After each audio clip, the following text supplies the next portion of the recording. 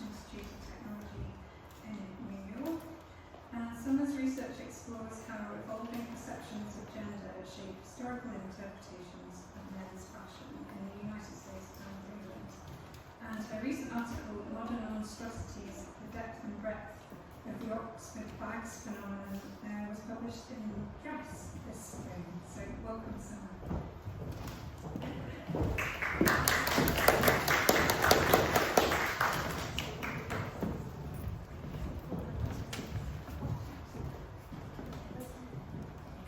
Hello, thank you so much, Emily, for that wonderful introduction. I'd also like to thank the Association of Dress Historians for giving me this opportunity to speak today about the article, or some facets of my research that were published in the article. And I'd also like to thank my alma mater and my employer, the Fashion Institute of Technology, which awarded me a faculty development grant so that I could join you in person today in London from New York City.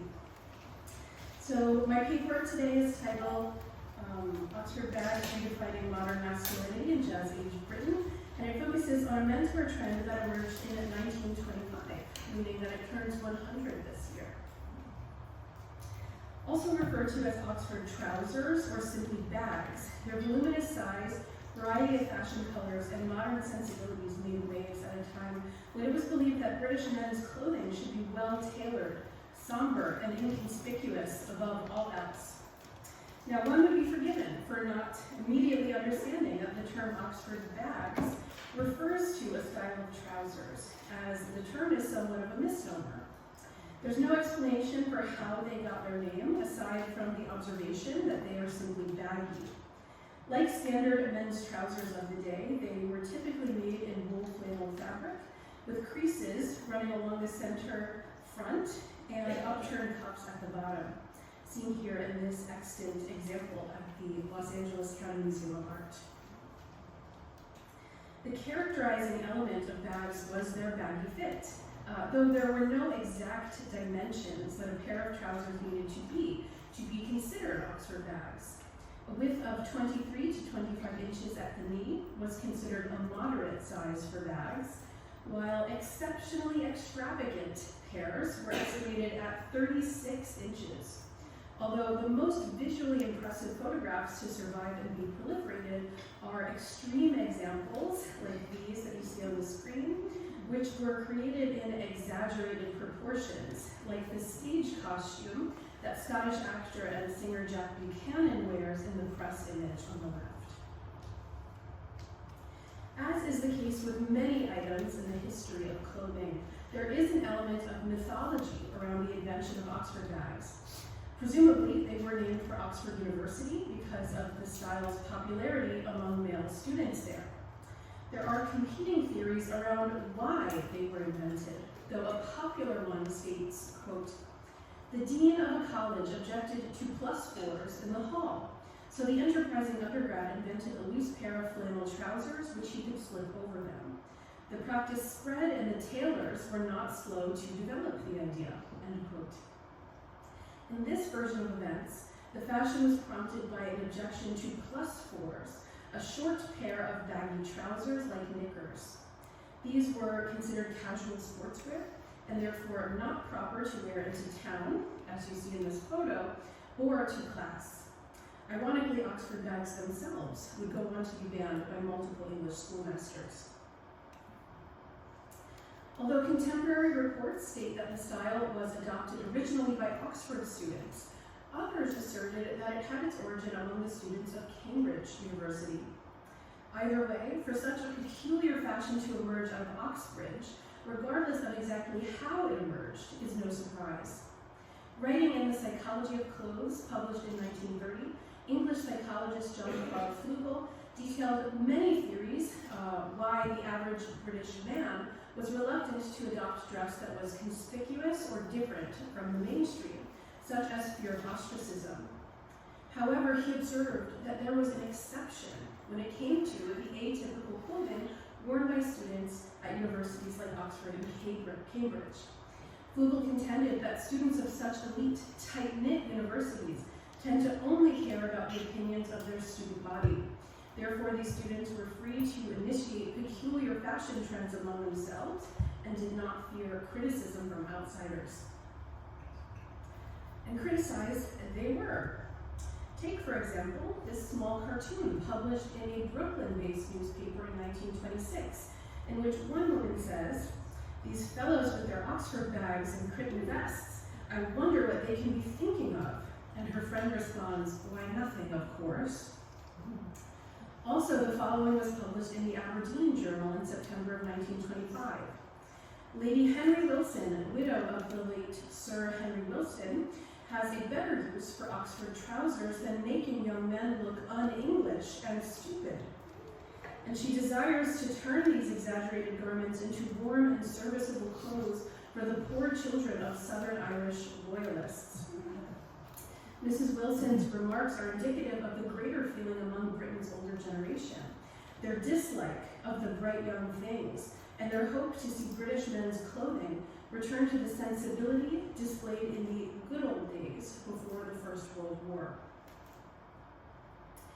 And the main criticism of Oxford bags was their effeminacy.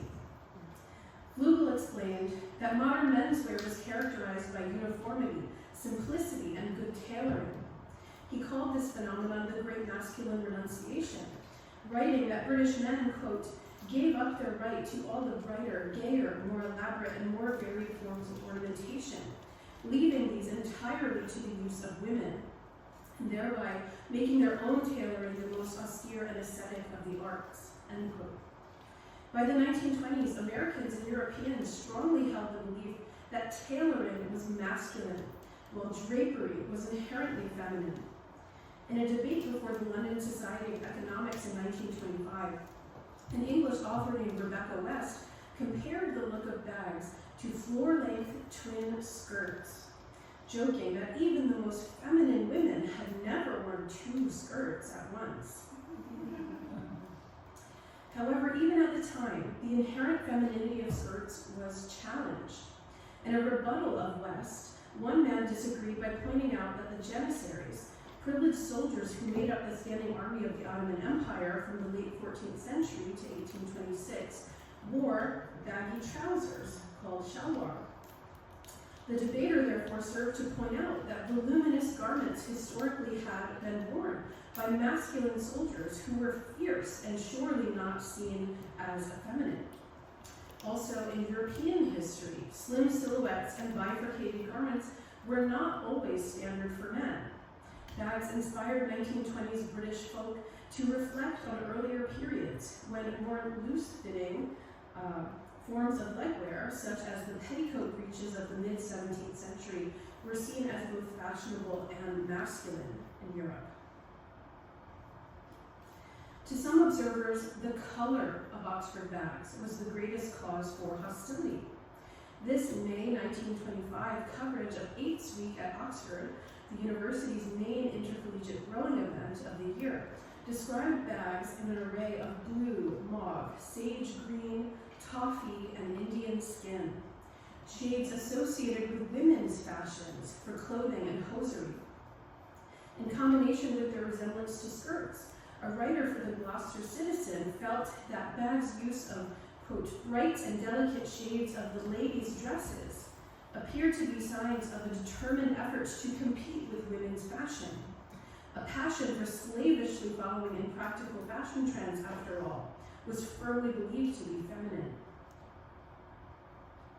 Bags were an indication that increasingly post-war British men were susceptible to the same fashion cycle that women were so ridiculed for historically. As one writer for the Aberdeen Journal put it, they were a sad sign of masculine decadence into subjection to a tyranny similar to that which rules the fluctuating fashions of ladies' garments. Some feared that women were becoming more masculine to compensate for the effeminate tastes of young men in post-World War I society.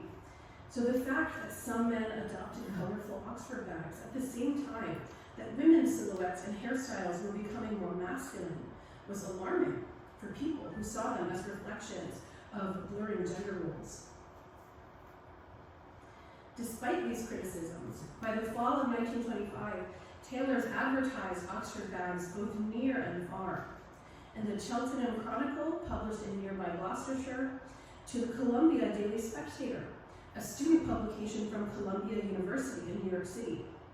These adverts from said publication are fascinating because, as you can see, the retailer Lee Clang and Company originally ran an advertisement for Oxford bags alongside +4s and other campus toggery, and then added the word London to create London Oxford bags in the subsequent issue. This was surely a ploy to attract greater interest in the novel English style among New York City students, as London was considered an illustrious source of men's fashion and high-quality tailoring. Baggs' association with London would have only been helped by newspaper reports that the Prince of Wales, Prince Albert, Duke of York, and Prince George, Duke of Kent, were all spotted wearing them, and Prince George was allegedly seen dancing the Charleston in them on a trip to China.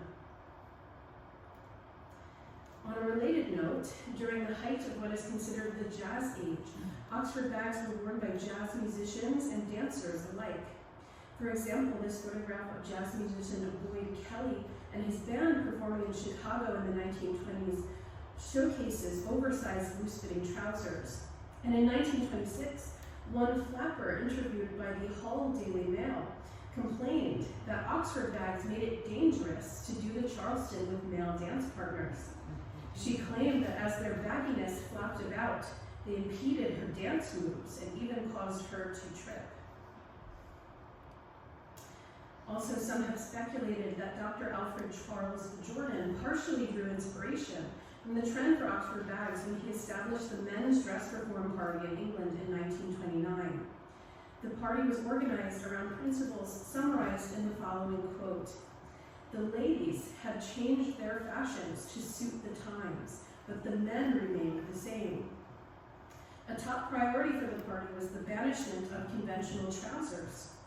Kilts and shorts were preferred, although all forms of legwear for reformers were to be loose-fitting, regardless of their length.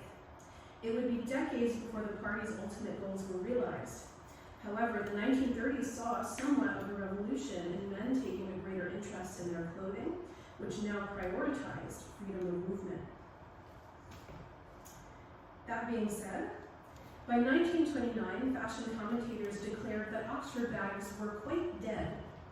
But despite wishful thinking by those who found them distasteful, bags continued to be worn into the 1930s. By then, they had an obvious impact on mainstream men's trousers, but in fact, they were influential from the very start. In November of 1925, a survey published in the Boston Daily Globe showed that although the size of true Oxford bags was considered too wide, a slightly wider 20 to 22-inch cuff was provided for young male clientele wanting to approach the Oxford look without going to the extremes that were cause for ridicule. This Sears catalog page from fall of 1934 advertises men's trousers made in, quote, wide flowing campus lines, end quote, with 20 and 22-inch cuff bottoms, the same width as the style sold 9 years earlier to those seeking to emulate bags. In conclusion, Oxford bags were more than just a sartorial oddity. They were a challenge to pre-war traditional gender norms. With its exaggerated proportions and bold use of color, the style disrupted long-standing traditions of masculine dress, which favored restraint, simplicity, and practicality. 100 years after their debut in 1925, Oxford bags remain an example of how men's fashion, often viewed as static, can reflect broader cultural shifts just as profoundly as women's clothing.